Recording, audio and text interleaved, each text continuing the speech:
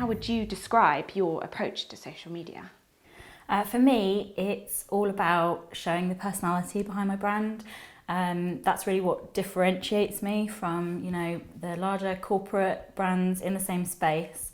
I've also recently gone from just selling locally to selling into the UK and the EU. So being able to increase my brand awareness across a wider geographic area, that's a big thing that I'm focusing on at the moment. And obviously all of those people are online, so it's a great place to reach them.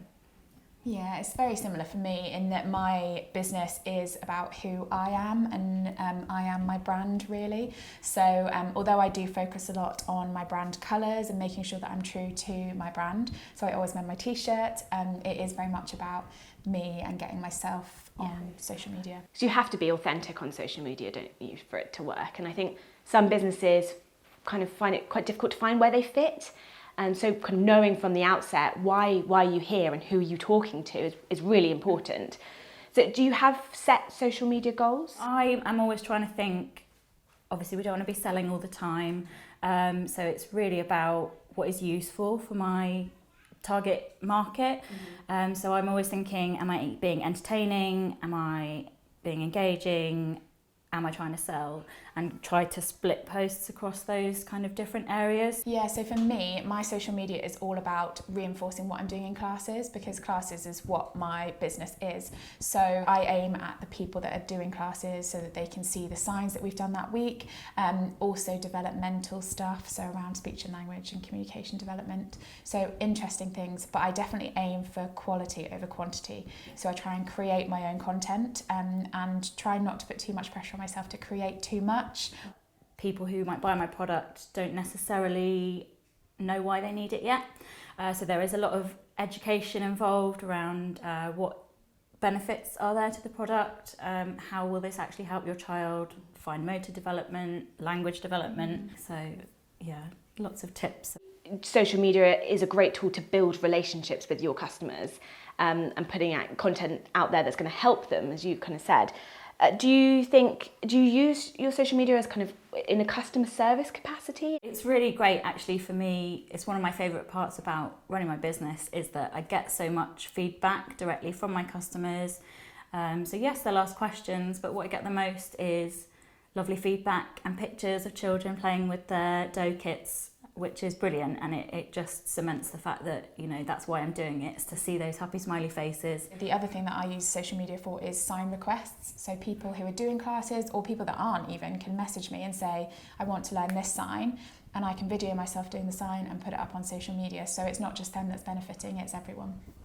Yeah, I use it a lot for that kind of customer research as well. So going in your stories and saying, what do you guys want to see? All those little questions that, I'm not sure whether there's a market for it. You can just ask. How would you say your social media presence has benefited your business? Well, for the first year that I was in business, I didn't have a website. So my whole business is built on my social following and being able to get out there and in front of the right people. So yeah, my business literally wouldn't exist without it. Now that I've got a website, it's obviously kind of like a storefront for me. It's where I find all of my customers. What would you say your one biggest tip would be for a small business starting out and wanting to use social media? It's just know who your customer is, know who you're talking to, because I think if you can imagine that person on the other end of your post, your video, whatever it might be, and what they're going to actually get out of it, that's going to help you create the content that they actually want to see.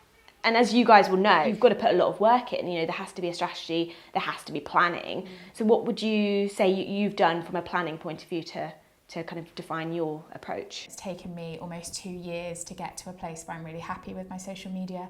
I do still have a plan, but it doesn't always go to plan, but it definitely helps to keep me on track. Well, I definitely did just jump in and start going when I started, because I was a lockdown business. There wasn't a plan to begin with, and so my social media strategy has definitely developed over time.